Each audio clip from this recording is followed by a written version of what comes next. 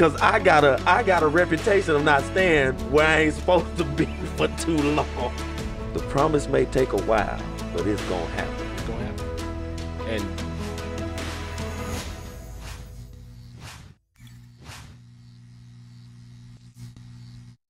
what's going on, everybody? Again, it's another episode of the C3 podcast, and I'm telling you right now, we already on fire. We were just having a conversation. We should have been rolling. We should have been rolling to capture that content, but we're gonna get to it. I'm gonna make sure we get to it because I took some notes.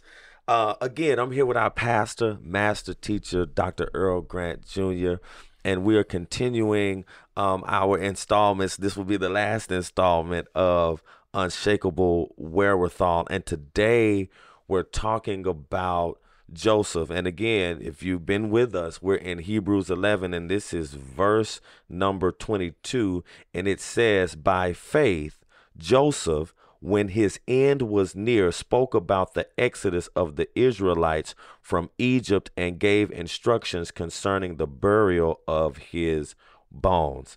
Now, I guess yeah, there go them bones right there, y'all. It's something about them bones. We're going to get to that. Them bones. We're talking about, I guess the overarching theme of this particular verse is a reminder of blessings, because here it says, Joseph, when his end was near, he spoke about the exodus of the Israelites from Egypt and gave instructions concerning the burial of his bones. Can you talk to us about what's going on right here in this particular scripture with Joseph and him remembering and speaking about the exodus of the Israelites from Egypt? Yeah, I think, well, Joseph is reminding them that where they are is not where they're going to be always. And so, because sometimes you can get complacent and become content with where you are, and you forget when God has promised you that you're going to be somewhere else. And so there was a promise that has been passed down from Abraham, Isaac, Jacob, and now Jacob to Joseph. And it's been passed down to the children of Israel that you have a promised land, and you're going to be the conduit. You're going to be the means by which the promised seed is going to come. And so being in Egypt is just preparation. This is not where you're going to end up. So he has to remind them generationally that this is not our home. We're just passing through. We're just passing through. And that what God said he was going to do is going to come to pass. And I think, as you just stated, God makes promises, and we know this promise and this blessing has been passed down. And it's almost like, well, you know, God been saying he was going to do X, Y, and Z, and then we get frustrated and we get we start losing a little bit of the faith. We start trying to manufacture the promise. We start trying to do things on our own. I remember a few years ago, I went to this restaurant by myself, and I was sitting there and I was frustrated. And I remember in my spirit, I said, God, I'm tired of spinning my wheels. And the spirit said, good, because I ain't tell you to go nowhere. And so sometimes we get frustrated because what has been promised to us isn't happening. But here, Joseph is reminding the people that, like you said, where we're at is not where we're supposed to be. God has already made a promise to one that was here long before I was here, and we have just passed this down. Now I wanna eat up the rest of this time talking about what we were talking about before we got on here, and I want to talk about this part that says, and gave instructions concerning the burial of his bones. Joseph is, when it says here that when his end was near, he spoke about the exodus of the Israelites from Egypt, and then gave instructions concerning the burial of his bones. Now, I took some notes right here, but I just want you to just really lean into this, talking about him giving instructions about the burial of his bones. Yeah, and as I get to that, let me just share this. Go ahead. We're talking about time and God's timing. You were talking about that in your illustration. God doesn't operate on our timetable because God is outside of time, but he operates in time so that we can overcome for all time.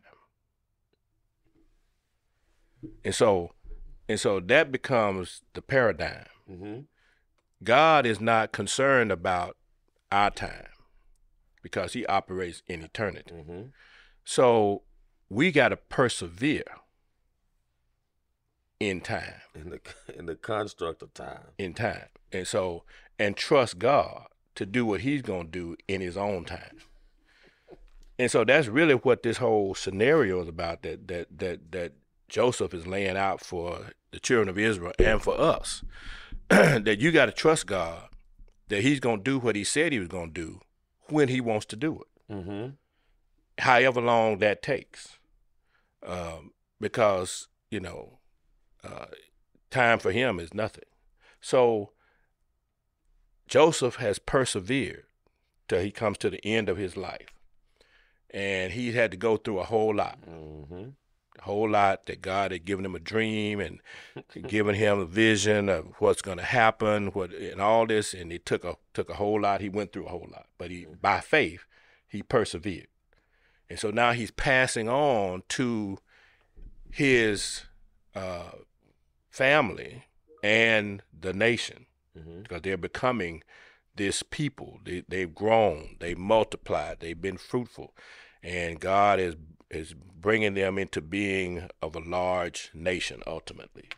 And he's saying to them, where you are now is not where you're going to stay. And I am so sure of this that I'm going to give you proof even after I'm gone. So my bones are going to be the evidence that God is taking you out of here and you take me with you.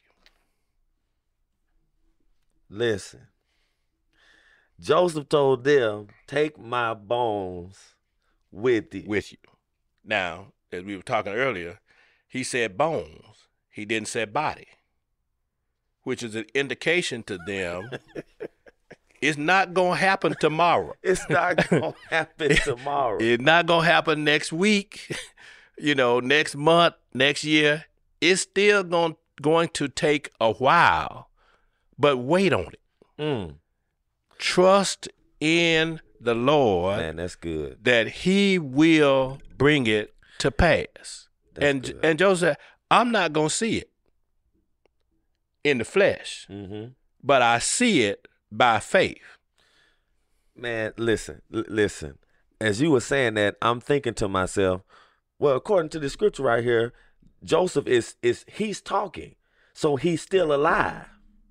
And he telling them, when y'all get up out of here, take my bones. I ain't yet dead, but I'm telling you, when I do die, my body decompose. Even when y'all still here where y'all at. Yes. When you get ready to get up from here and go to that place that has been promised to us, I need you to take my bones with you. Yes. As evidence that I told you what was told to me. So as y'all march and look at my bones and know what he said it was going, he said it was going to happen. That's the evidence. And take me and bury me when we get there. We were also talking about, you said something about that's why he wasn't buried in no pyramid. Yeah, because pyramid speaks to permanence. The pyramids now, the pharaohs and all that, they intended they were there forever. That's where they were going to be forever, permanent. The coffin says it's temporary, and so it's made to travel. Because we got a place to go. Yes. We have somewhere to be because God made us a promise, and we are not going to be where we are forever. Forever. That's it. Oh, that's good. That's good for anybody watching that's frustrated and God has told you that where you're at, you're not gonna be there long. Or God has promised you some things and it's been quite a while and you haven't seen any changes. We need you to have some unshakable faith and some wherewithal to know and understand. The wherewithal you have now has been passed down through the promise. Yeah. And now you just have to wait and be patient on God. The promise may take a while, but it's going to happen. It's going to happen. And Joseph in Genesis told him, God will surely visit you. He says it twice. So for emphasis, God will surely visit you and take you out of here. So God is going to do it. He will surely do it. Not maybe, not perhaps, not might. This is going to happen. I don't know when. Not going to be quick. Not going to be soon. But it's coming. So sometimes you just got to learn how to wait. Man. And trust the Lord. Do what he said. And we have to pass that on. I think that's one of the things that we don't do a good job of in the Christian realm, because we're so conditioned to want it now. You know, I've been clear and said, you know, I don't like to wait. You know, I'm not the only one don't like to wait, but sometimes God is helping us to grow us, to mature us by waiting. That's why we tell our children sometimes, you're not ready for that. You got to wait. You can't have that now. You're not mature enough to handle that at this age. And to just think about, man, Joseph had some crazy faith. Because even now, thinking about where he is right now, when his end was near, and he's remembering the exodus of the Israelites from Egypt. He ain't talking about him being sold into slavery and having to deal with all of those things that he had to go through, because clearly he had some patience. He had some faith going through all of that. But at the end, he's not even focusing on that. He's focusing on, I need y'all to know and understand, we ain't going to be here forever. Right. And I can tell you that because I wasn't at Potiphar's house forever. Even after I interpreted the dream from the cupbearer and the baker, after I felt like folk had forgot about me. Yeah. After I had helped some folk get on up out of here and get back. Remember me when you, and even then, God elevated me out of the prison to the palace to where I was able to interpret a dream and then become second in command. Yeah. But I don't even want to focus on that at the end. No, because that's not where I'm going to stay. Cause I got a reputation of not staying where I ain't supposed to be for too long. So he's not gonna stay there. He didn't let any of that. He didn't let elevation. He didn't let entrapment. He didn't let evil treatment. He didn't let enslavement. He didn't let envy. He didn't let any of those things keep him. Man, that's good. From focusing on the promise that was yet to come. So he is envisioning what has not happened yet as though it has already happened. And that's faith. So by faith, sometimes you got to let go of what has happened. Talk about it. And realize what is yet to happen. Woo. By faith. Listen, I'm full off that right there. Because we can allow what has happened to us in the past cause us to be visually impaired to the future that God has promised us. Yeah.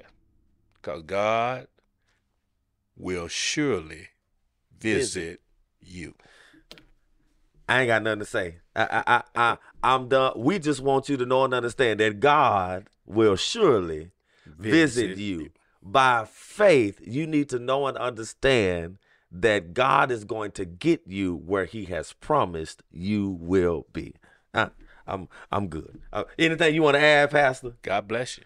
There it is. We thank y'all for joining us on this episode of the C3 Podcast. We'll see you next time.